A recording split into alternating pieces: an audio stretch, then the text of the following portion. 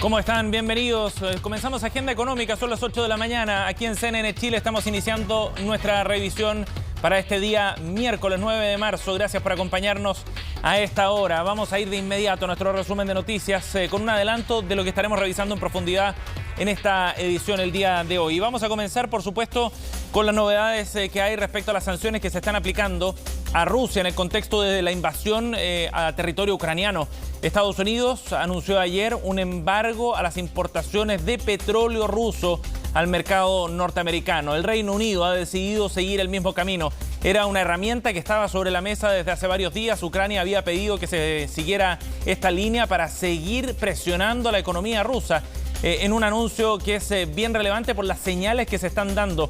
En lo que ha dicho Joe Biden es que defender la libertad tiene un costo, y también para nosotros en referencia a lo que esto pueda significar desde el punto de vista del precio del petróleo a nivel global y para el mercado norteamericano. Es cierto, Estados Unidos importa una parte menor del petróleo desde Rusia, cerca del 2% del total de sus importaciones petroleras vienen desde ese país. El grueso viene de Canadá, México, de Arabia Saudita.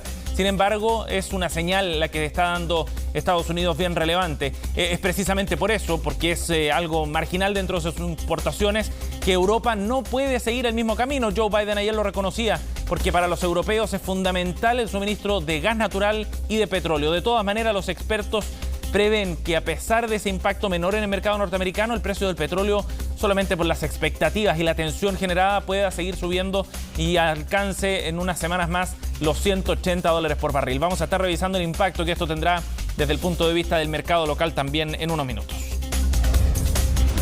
Les contábamos ayer que el IPC llegó a un 0,3% en el mes de febrero, pero hay algunos productos que están con una tendencia al alza sostenida, tal como la inflación en general. Y el precio del pan es uno de esos productos que está subiendo con fuerza. De hecho, fue el que tuvo más incidencia en este resultado del IPC en el mes de febrero.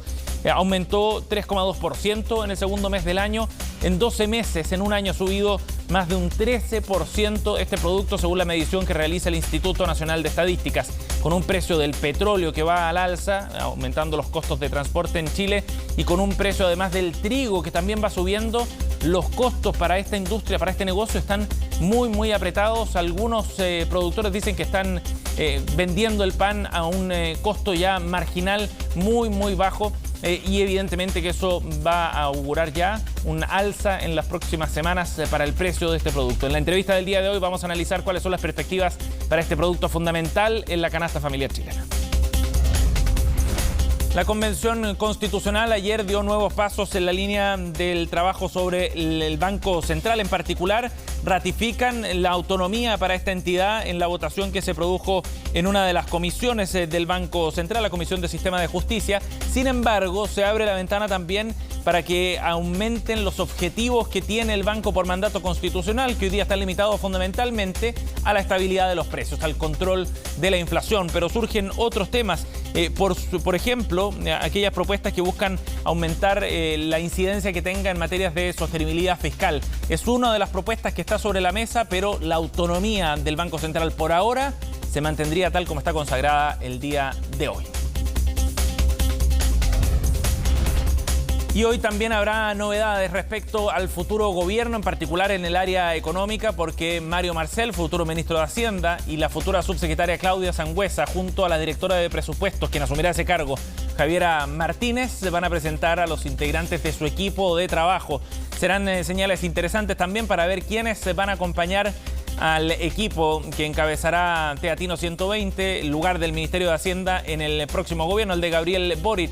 Hay señales también en relación a los vínculos y a los puentes que ya se están tendiendo con distintas organizaciones. La semana pasada se reunieron con la CUT, esta semana se han acercado también con algunos gremios empresariales. Ya les contaremos parte de los adelantos que hay para esta noticia del día de hoy. Y hablemos, por supuesto, también de los mercados para ver qué es lo que está ocurriendo a nivel bursátil en el mundo, en Europa fundamentalmente en el día de hoy. Estos son los números importantes para esta jornada, un día de fuertes alzas en los mercados europeos. Miren ustedes lo que está subiendo el Eurostoxx, que es este indicador europeo que reúne a los indicadores bursátiles más importantes, 5,16% de alza. El DAX alemán sube 5,07%. Lo que describen los medios europeos a esta hora, medios especializados, de cierta euforia en las bolsas europeas, prolongando así un rebote que se había visto en los días previos, aunque en menor magnitud, y algo contraproducente respecto a los anuncios que se habían hecho sobre el embargo del petróleo ruso, por ejemplo, que siguen presionando el precio del petróleo. En Londres también hay alza, 2,17% a esta hora, mientras que el Nikkei ya cerró en Japón, 0,30% de pérdida para el indicador bursátil de Japón, mientras que el IPSA ayer tuvo una jornada en línea con lo que había ocurrido en el mundo, tuvo un cierre de una caída de 0,85%, Wall Street tuvo cierres cercanos al 0,5% de pérdida también, y el dólar en esa línea subió ayer en nuestro país, 812 pesos fue el cierre para la divisa norteamericana. Bien, ayer a eso del mediodía en Chile, cerca de la 1 de la tarde, Joe Biden, el presidente de Estados Unidos, confirmaba lo que se había rumoreado en los días previos, el embargo que aplicaría Estados Unidos a la compra de petróleo ruso. Ya les contábamos, no es mucho en términos porcentuales del total de la exportación, pero de todas maneras es una señal bien clara que podría empujar los precios a nivel global y con el efecto, por supuesto, consecuente en los combustibles. En Estados Unidos, de hecho, se están viendo precios nunca antes vistos para la gasolina. Acá en Chile podría haber un impacto también. Los detalles y efectos lo vemos en la siguiente nota de Paloma Ávila. Tendré que elegir entre usar el coche o hacer otras cosas. Cada vez más personas tendrán que dejar de conducir, porque no todos pueden manejar esto. Cada día está subiendo y los trabajos están en descenso, bajando. Todos los días están bajando, así que está afectando mi presupuesto. Pasa en Europa, Estados Unidos y en todo el mundo. El precio del petróleo alcanzó sus niveles más altos en 14 años, valores que aparentemente todavía no llegan a su máximo. Estamos prohibiendo todas las importaciones de petróleo, gas y energía rusos. Eso significa que el petróleo ruso ya no será aceptable en los puertos estadounidenses y el pueblo estadounidense asestará otro poderoso golpe a la maquinaria de guerra de Putin. Anuncio que, si bien era esperado, complica aún más la situación. El mandatario estadounidense dice estar consciente de las consecuencias que podría conllevar su decisión, pero también que es una medida necesaria para presionar a su par ruso de detener la ofensiva en Ucrania. Esto es una situación que ciertamente empeorará la posibilidad de una salida política negociada a corto plazo, pero hay que tener un matiz respecto de si esto va a significar la oportunidad para una salida negociada a largo plazo, porque uno de los cálculos que realiza la Alianza Occidental es asfixiar a la economía rusa a tal nivel que genere desestabilización interna, que luego eso lleve entonces a la mesa de negociaciones. Embargo al petróleo ruso que será adoptado sin los aliados de la Unión Europea. El Reino Unido, eso sí, se sumó a la estrategia de manera más gradual. Estados Unidos ya estaría buscando alternativas. Nicolás Maduro confirmó que durante este fin de semana mantuvo un encuentro con los altos funcionarios del gobierno de Joe Biden. Toda nuestra voluntad para desde la diplomacia, desde el respeto y desde la máxima esperanza de un mundo mejor, nosotros poder avanzar. El alza en el precio del petróleo complica también a Chile. Incluso desde el Ministerio de Hacienda se vieron en la obligación de tomar medidas. Las gasolinas y el diésel podría subir entre 20 y 50 pesos. El diésel podría acercarse a un aumento de 50 pesos y las gasolinas podrían fluctuar alrededor de los 25 pesos de aumento. Para evitarlo, se modifican los parámetros del MEPCO. De esta forma, las gasolinas y el diésel van a aumentar esta semana 6,7 pesos. Los mercados tampoco han quedado fuera de los efectos del conflicto europeo. Los principales índices de Wall Street abrieron mixtos este 8 de marzo, después de sufrir fuertes pérdidas al iniciar la semana. El Nasdaq lidera el repunte, mientras que en Chile el IPSA sigue a la baja. Bien, y en paralelo a estas medidas que ha adoptado el gobierno de Estados Unidos, otras empresas están tomando el camino de alejarse del mercado ruso. Ya son más de 50 las empresas que han decidido o bien congelar sus operaciones y cerrar tiendas, o bien paralizar inversiones ahí en territorio ruso. Las últimas en anunciar estas medidas fueron McDonald's y Starbucks, cadenas de alimentos que cerrarán sus locales en ese país. Han hecho este anuncio en la jornada de ayer. McDonald's ha decidido temporalmente al menos cerrar todos sus restaurantes en Rusia y pausar sus operaciones en ese mercado, ha dicho el CEO Chris Kempczynski en una declaración este martes. Son 847 locales, no es menor, y además, a diferencia de otros países, la mayoría, más del 80%, los opera directamente McDonald's, no son franquicias. Son más de 62.000 rusos que trabajan en estos locales, para ir dimensionando el efecto que esto puede tener. Además, Starbucks también ha hecho un anuncio similar. Su CEO, Kevin Johnson, dijo que han decidido suspender todos sus negocios y actividades en Rusia. Son más de 2.000 empleados en ese país que dependen de Starbucks, ha dicho en este comunicado. Y así se suma a lo que ha decidido ya Coca-Cola también, que ha suspendido sus negocios en ese país. Pepsi, que también ha dicho lo mismo. Y Danone, otra multinacional que ha empezado a cerrar también sus operaciones. Y como les decíamos, son más de 50 empresas que siguen presionando al mercado ruso, generando, por supuesto, ciertas disrupciones en los hábitos de consumo de la población rusa, pero también problemas desde el punto de vista de la inversión, que en el corto plazo quizás no sean tan efectivas, pero a mediano y largo plazo podrían provocar una fuerte caída para el mercado o la economía rusa. Escuchemos al profesor de la Facultad de Economía y Negocios de la Universidad de Chile, Manuel Agosín. Ayer conversamos con él en CNN y se refería a este tema sobre la efectividad que tienen estas sanciones. Estamos viendo que Rusia está siendo abandonada prácticamente por el mundo. Por ejemplo, la exclusión del SWIFT, del sistema SWIFT, de muchos bancos rusos, no de todos, porque si fuera de todos se terminaría la guerra hoy día. Y esto implica que hay muchas empresas rusas que no pueden transar en este momento. O sea, no pueden vender nada porque no pueden recibir pago. En ese caso ya deja de ser simbólico. O sea, es un golpe muy fuerte para la gente, es un aislamiento. 8:12, vamos a cambiar de tema para hablar del IPC que conocimos ayer. 0,3% fue la inflación en el mes de febrero, menor a lo esperado, fue una sorpresa en ese sentido, pero de todas maneras en el acumulado la inflación sigue siendo un enorme problema para nuestra economía.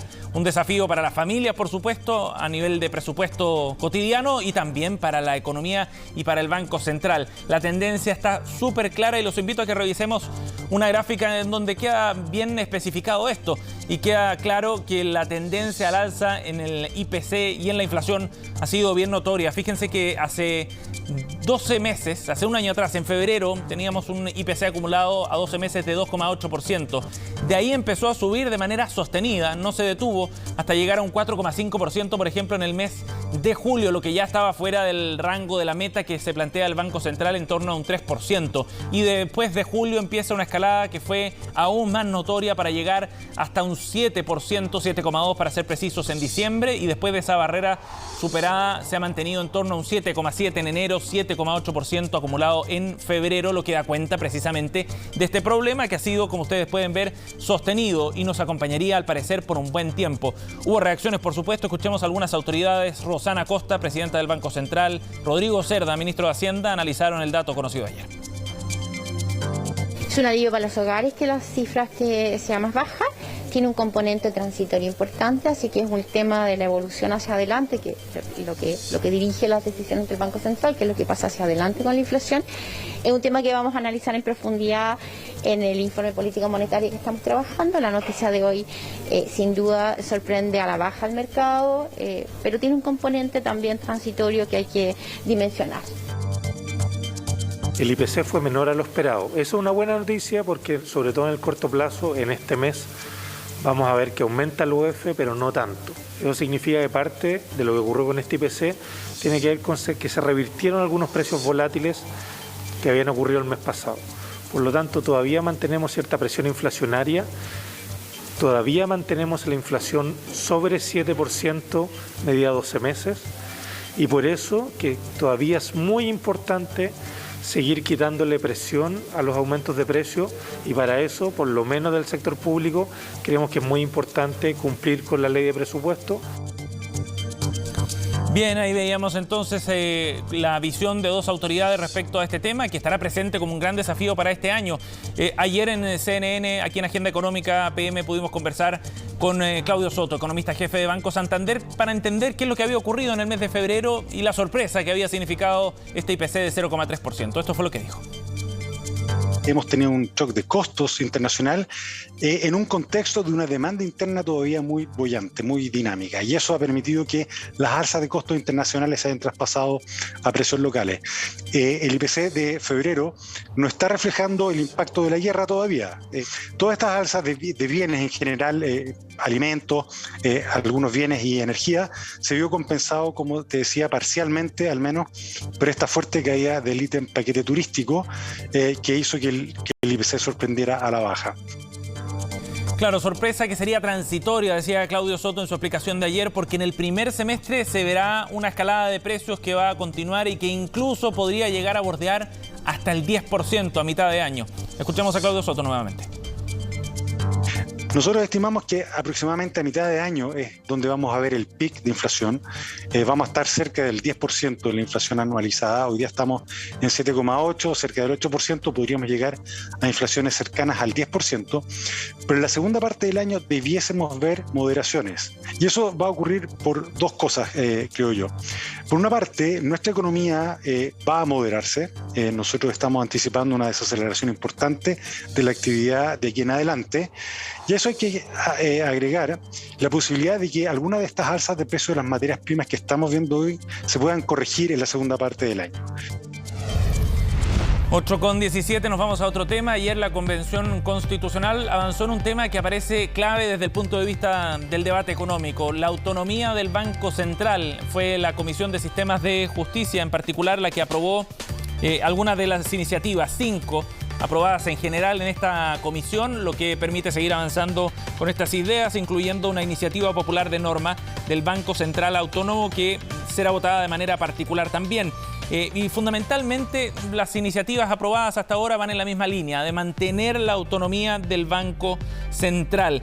Y eso es bien relevante porque era uno de los temas que generaban más dudas. La iniciativa de norma propuesta también por el colectivo socialista, con firmas también de independientes no neutrales, consiguió 18 votos y especifica que le corresponderá al Banco Central contribuir al bienestar de la población, velar por la estabilidad de precios y el normal funcionamiento de pagos internos y externos, que va en la línea de la misión constitucional que se le asigna al día de hoy. Sin embargo, hay otras propuestas, una de ellas presentada por el convencional Renato Garín, que apunta a la idea de sumar otros aspectos, otras misiones también. En la fundamentación de sus decisiones, dice esta propuesta, que fue aprobada ayer en la comisión, el banco deberá considerar aspectos como el cambio climático, la sostenibilidad ambiental, el empleo y el nivel de endeudamiento público y privado.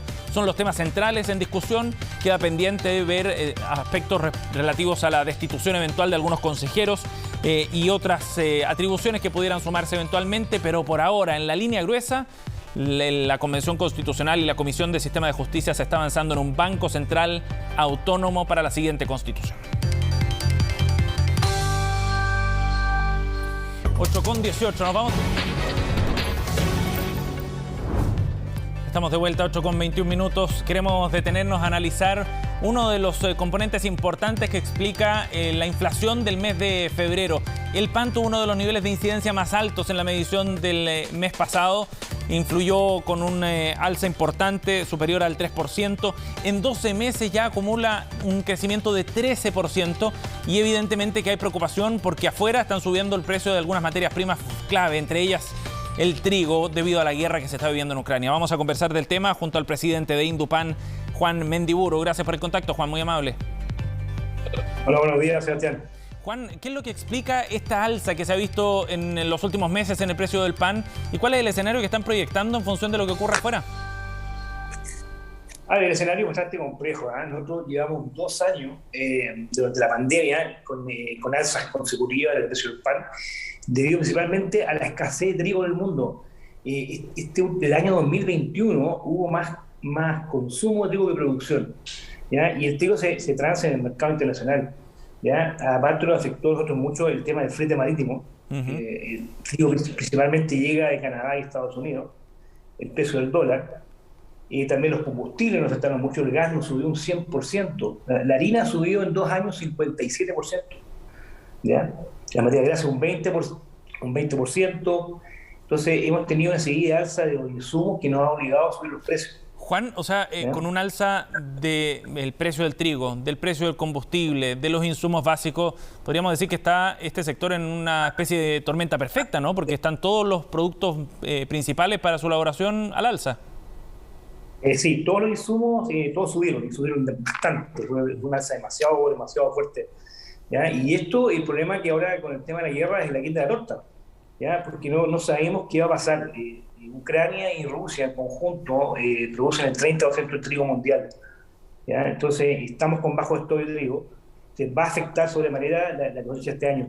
Entonces se ve un panorama bastante gris a futuro. ¿Cuál es la proyección que tienen, Juan, respecto al aumento en el precio del pan al consumidor final? Mira, este lunes, recién pasado, el mercado del trigo a nivel internacional abrió con un 25% más caro, ¿ya? Y no sabemos qué va a seguir pasando. O sea, yo no puedo proyectar realmente qué va a pasar con el precio del pan, porque también está el tema del gas, ¿ya? El gas es un consumo importante en la industria panadera, y recordemos que Estados Unidos y Rusia son los mayores productores de gas. Entonces no sé qué va a pasar con el precio del gas, con el precio del petróleo. El trigo está muy inestable en el mercado. Entonces depende de esta guerra cuánto dure. Si se acaba en 2 días más o 10 días más o dura un par de meses, va a ser bastante complicado. Juan, detengámonos un segundo en el precio del trigo, porque está, como decía usted, subiendo con mucha fuerza. Los precios futuros están al alza, y es interesante analizar qué es lo que, cómo se relaciona el mercado chileno finalmente con los mercados internacionales. ¿Cuánto del trigo que se consume en Chile lo importamos hoy día?